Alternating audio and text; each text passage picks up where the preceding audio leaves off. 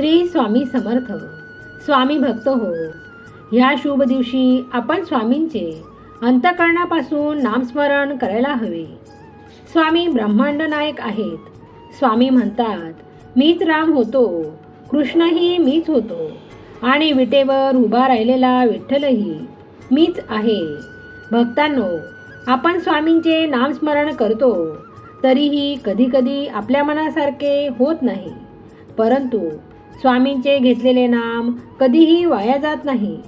स्वामी वेळ आल्यावर आपल्या भक्तांना इतकं भरभरून देतात की आपल्याला मागायला काही उरत नाही. हे मी माझ्या स्वतःच्या अनुभवावरून सांगते. आपण याला सहमत असाल तर कमेंट बॉक्समध्ये स्वामी मी आपले बाळ आहे लिहायला विसरू नका. भक्त हो, स्वामींनी पूर्वी अनेक लीला केल्या आणि मी त्यांच्या काही लीला तुम्हाला रोज सांगणार आहे. स्वामींच्या दैवी शक्तींच्या लीला ऐकून आपण स्वामींच्या अगदी जवळ येऊ आणि आपल्या ज्या भक्तांवर स्वामींची श्रद्धा आहे त्यांनाच या दैवी लीला ऐकायला मिळणार आहेत.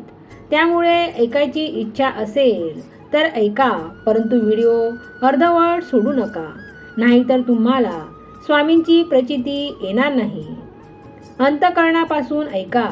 स्वामी तुमच्या सर्व चांगल्या इच्छा पूर्ण करोत. स्वामी सेवा म्हणून ऐका. स्वामी भक्त श्री गोपाळबुवांचे पूर्ण नाव गोपाळ रामचंद्र केळकर, रत्नागिरी जिल्हा, राजापूर तालुक्यातील कोले हे त्यांचे मूळ गाव. त्यांचा जन्म शके 1739 रोजी झाला. घरच्या गरीब परिस्थितीमुळे त्यांनी इंग्रजी इयत्ता 3री पर्यंत शिक्षण घेतले व त्या शिक्षणाच्या बळावर त्यांनी स्टेशन मास्तरची नोकरी मिळवली. त्यामुळे त्यांचे चाकोरीबद्ध जीवन सुरू झाले. त्याचवेळी त्यांचा विवाह झाला. गोपाळबुवांचे इंग्रजी शिक्षणामुळे व मित्रांच्या सहवासामुळे ते देव मानित नसत. ते नास्तिक होते. नोकरीच्या कालावधीतच त्यांना असह्य रोगांनी पछाडले. त्यांना शारीरिक वेदना होऊ लागल्या. जीवन असह्य वाटू लागले. मन सारखे तळमळल्यासारखे वाटू लागले. अशा व्याधींच्या असह्यतेमुळे त्यांना देवांच्या श्रद्धेचा भाव जागरूक झाला व इतरांच्या सल्ल्यामुळे देवावर विश्वास ठेव, तुझी व्याधी कमी होईल. त्यामुळे त्यांनी देवाला विनवणी करून सांगितले की जो कोणी या जगाचा परमेश्वर आहे त्यांनी माझी व्याधी दूर केली तर मी त्या एका भगवंताशिवाय दुसऱ्या कोणत्याही देवाची सेवा करणार नाही व उर्वरित आयुष्य त्या देवाच्या सेवेत घालवेन. आश्चर्य असे की त्या क्षणापासून त्यांच्या शारीरिक वेदना तर कमी झाल्या, तसेच मनालाही शांती मिळाली. हळूहळू 8 दिवसात ते ठणठणीत बरे झाले आणि त्यांचे आंतरिक समाधान झाले. बुवा आपल्या प्रतिज्ञेशी एकरूप होते. आपण जे बोललो तसे वागण्यासाठी ते सिद्ध झाले आणि प्रतिज्ञा पुरी करण्यासाठी त्यांना चिंता लागून राहिली. केळकर आता ईश्वरी विभूतींचा शोध घेऊ लागले. शोध घेता घेता त्यांना असे समजले की आपल्या काळात नाशिक येथे देव मामलेदार आणि अक्कलकोट येथील श्री स्वामी समर्थ या 2 ईश्वरी विभूती निवास करीत आहेत. त्यापैकी देव मामलेदार त्यांच्या भावाच्या निवासस्थानापासून जवळ असल्यामुळे त्यांच्या सेवापासून भाऊ आपल्याला परत नेईल असे त्यांना भीती वाटू लागली. म्हणून त्यांनी अक्कलकोटला जाण्याचा निश्चय केला आणि भावाला सांगितले की एका मित्राकडे जात आहे असे सांगून भावाकडून एका विशिष्ट स्थानाचे तिकीट घेऊन अक्कलकोटची वाट धरली. जेथपर्यंत जायचे होते त्या स्थानाच्या तिकिटासाठी पैसे घेतले आणि खर्चासाठी व पुढील प्रवासासाठी पैसे नव्हते. ठराविक ठिकाणी उतरल्यावर एका धर्मशाळेत ते उतरले. त्या धर्मशाळेत एक श्रीमंत स्त्री आपल्या लवाजम्यासह उतरली होती व त्यांनी गोपाळरावांबद्दल चौकशी करून त्यांना आर्थिक मदत देऊ करण्याचे सांगितले. मात्र गोपाळरावांनी फक्त अक्कलकोटला पोहोचण्यापर्यंतच सहाय्य हवे आहे असे सांगितले आणि त्या स्त्रीने दिलेल्या पैशातून त्यांनी अक्कलकोटचे तिकीट काढले व अक्कलकोट गाठले. त्यावेळी त्यांच्याकडे फक्त 5 पैसे शिल्लक होते आणि त्या पैशातून त्यांनी महाराजांसाठी खारका घेतल्या. त्या खारका खास बागेत वडाच्या झाडाखाली विसावलेल्या श्री स्वामी समर्थांना अर्पण करून नमस्कार केला व हात जोडले. समर्थांची ती दिव्य भव्य तेजपुंज मूर्ती पाहून बुवांचे भान हरपले आणि आपणास आता फक्त या समर्थांची सेवा करत आपला देह झिजवावे असा मनाशी ठामपणे निश्चय केला. एके दिवशी बुवा झोपले असता स्वप्नात स्वामी समर्थ आले आणि बुवांच्या पोटावरून हात फिरवून त्यांना म्हटले की तुझा रोग आम्ही समूळ नाहीशा करतो. या स्वप्नानंतर लगेच बुवा जागे झाले आणि लघवीला गेले असता भरपूर लघवी होऊन त्यांचे पोटही सैल झाले. पोटातील व्याधी पूर्णपणे लघवीवाटे नाहीशी झाल्याचे जाणवले. या घटनेनंतर बुवा सतत महाराजांच्या जवळ राहून सेवा करू लागले. एके दिवशी धीर धरून श्री समर्थांना म्हणाले, दिनांवर अनुग्रह करावा. भक्तवत्सल श्री स्वामी समर्थांनी बुवांचे जीवन कृतार्थ केले. त्यावेळी श्री स्वामी समर्थांनी त्या दिनांवर अनुग्रह केला. गुरुबोधाच्या क्षणानंतरही बुवा काही दिवस अक्कलकोट येथे श्री स्वामींच्या सेवेत राहिले आणि त्यांच्या अनेक लीलांचे ते साक्षीदार बनले. श्री स्वामी समर्थ म्हणजे चालते बोलते परब्रह्म आहेत असे त्यांना वाटू लागले. इकडे बुवांच्या गावी त्यांच्या घरच्या मंडळींची शोधाशोध सुरू झाली. गोपाळ बुवा अक्कलकोटमध्ये श्री स्वामी समर्थांच्या सेवेत आहेत असे समजतात त्यांच्या पत्नी ताबडतोब अक्कलकोटला आल्या आणि श्री स्वामींच्या कृपेने पती पत्नींची भेट घडून आली. त्या पती पत्नींनी श्री स्वामींची मनोमन भरपूर सेवा केली. नंतर महाराजांनी गोपाळ बुवांना आदेश दिला की चिपळूणच्या बाहेर मार्कंडी म्हणून स्थान आहे, तेथे जवळच ब्रह्मचारी बुवांनी पादुका स्थापन केल्या आहेत, त्या घे आणि पूजा करीत राहा. पत्नीस बरोबर घेऊन तेथे जाऊन राहा. निरोप देताना गोपाळ बुवांना फार वाईट वाटले. त्या पती पत्नींचे डोळे भरून आले आणि निरोप घेताना श्री स्वामींनी बुवांच्या पदरात 2 श्रीफळ आणि 1 खारीक टाकले. श्री स्वामी समर्थांच्या कृपा आशीर्वादाने गोपाळ बुवा व त्यांच्या पत्नीने अक्कलकोट सोडले. तेथून काही काळ ते स्वामींचे भक्त स्वामीसूत यांच्या सहवासात मुंबईत राहिले आणि नंतर श्री सद्गुरूंच्या आदेशानुसार चिपळूणला आले. चिपळूणला आल्यानंतर त्यांना अक्कलकोटहून स्वामींचा निरोप घेताना स्वामी समर्थांनी त्यांना दिलेल्या प्रसादाचे 2 पुत्र 1 कन्या झाली. एवढ्या परिवारासह अलिप्तपणे श्री स्वामीचरण चिंतनपूर्व प्रपंच केला. मार्कंडवाडी हे स्थान घनदाट अरण्यात होते. तेथे वस्तीही नव्हती. या भागात एक डुंग्या पर ब्रह्मचारी बुवांनी शके 1795च्या फाल्गुन स्वामी सुतांनी दिलेल्या पादुका स्थापन केल्या होत्या. गोपाळ बुवांनी शके 1796च्या सुमारात एका तपेलीसह सहकुटुंब येऊन राहिले. प्रति गुरुवारी भिक्षा मागून त्या भिक्षेवर ते आपला उदरनिर्वाह करत. अशा काळात बुवांनी श्री स्वामींच्या पाहिलेल्या लीला ऐकलेल्या लीलांचे गद्यात ग्रंथन करून श्री स्वामी समर्थांची बखर तयार केली. गोपाळ बुवांना श्री स्वामी समर्थांचा प्रत्यक्ष सहवास लाभला आणि अनुभवला होता.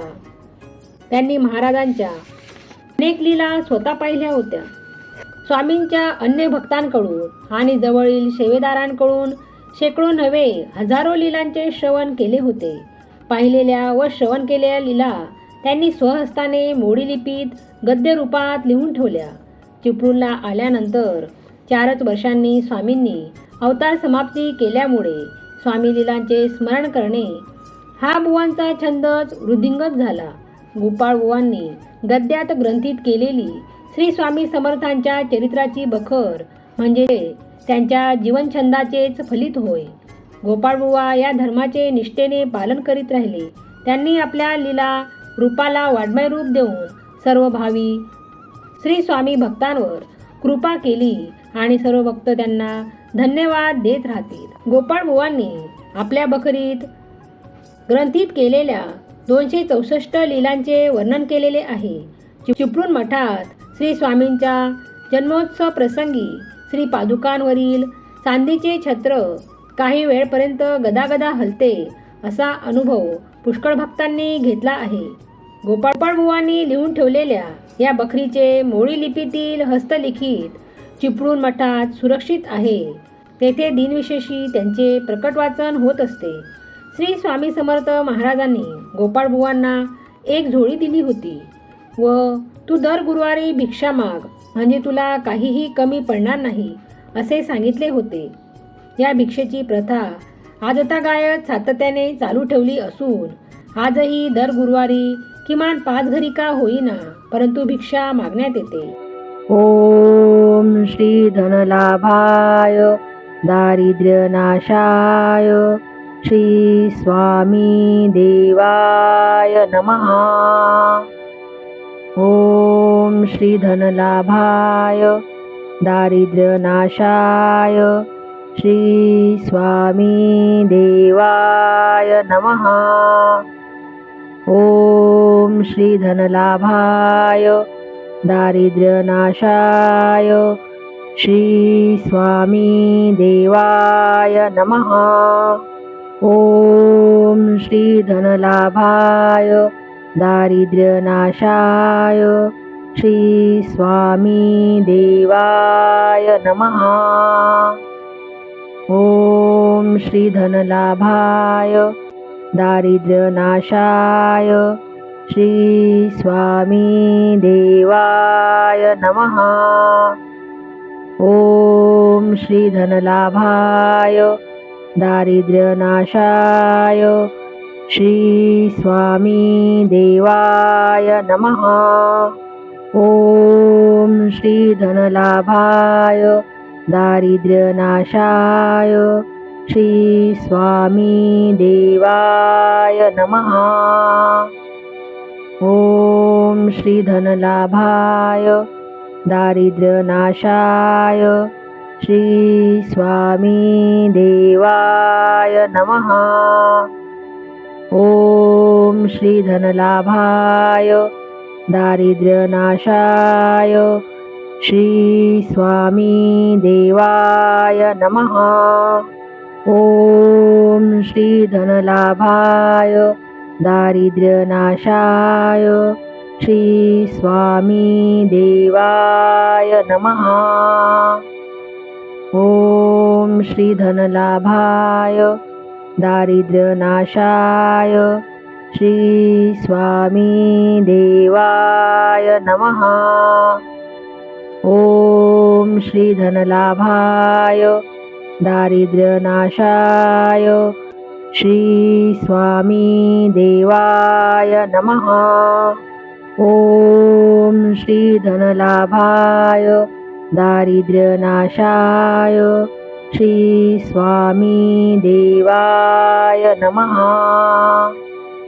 ओम श्री धनलाभाय दारिद्र्यनाशाय श्री स्वामी देवाय नमः. ओम श्री धनलाभाय दारिद्र्यनाशाय श्री स्वामी देवाय नमः. ओम श्री धनलाभाय दारिद्र्यनाशाय श्री स्वामी देवाय नमः. ओम श्री धनलाभाय दारिद्र्यनाशाय श्री स्वामी देवाय नमः. ओम श्री धनलाभाय दारिद्र्यनाशाय श्री स्वामी देवाय नमः. ओम श्री धनलाभाय दारिद्र्यनाशाय श्री स्वामी देवाय नमः. ओम श्री धनलाभाय दारिद्र्यनाशाय श्री स्वामी देवाय नमः. ओम श्री धनलाभाय दारिद्र्यनाशाय श्री स्वामी देवाय नमः. ओम श्री धनलाभाय दारिद्र्यनाशाय श्री स्वामी देवाय नमः. ॐ श्री धनलाभाय दारिद्र्यनाशाय श्री स्वामी देवाय नमः। ॐ श्री धनलाभाय दारिद्र्यनाशाय श्री स्वामी देवाय नमः। ॐ श्री धनलाभाय दारिद्र्यनाशाय श्री स्वामी देवाय नमः।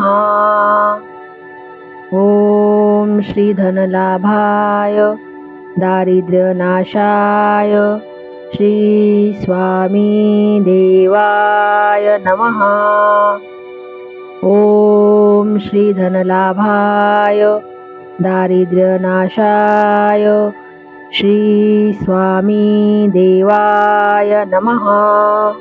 ॐ श्री धनलाभाय दारिद्र्यनाशाय श्री स्वामी देवाय नमः। ॐ श्री धनलाभाय दारिद्र्यनाशाय श्री स्वामी देवाय नमः। ॐ श्री धनलाभाय दारिद्र्यनाशाय श्री स्वामी देवाय नमः। ॐ श्री धनलाभाय दारिद्र्यनाशाय श्री स्वामी देवाय नमः। ॐ श्री धनलाभाय दारिद्र्यनाशाय श्री स्वामी देवाय नमः। ॐ श्री धनलाभाय दारिद्र्यनाशाय श्री स्वामी देवाय नमः। ॐ श्री धनलाभाय दारिद्र्यनाशाय श्री स्वामी देवाय नमः। ॐ श्री धनलाभाय दारिद्र्यनाशाय श्री स्वामी देवाय नमः।